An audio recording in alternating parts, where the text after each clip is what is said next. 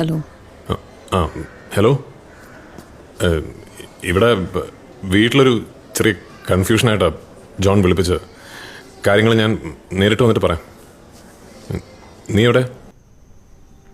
ഞാൻ വീട്ടിലാണ്. എന്താ ഓഫീസിൽ പോയില്ലേ? ഇല്ല. എന്തു പറ്റി? ഒന്നുമില്ല, ഞാൻ പോയില്ല.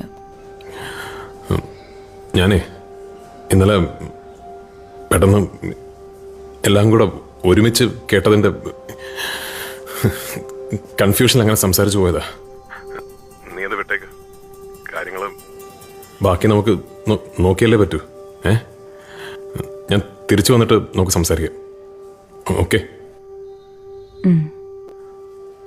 എന്നാ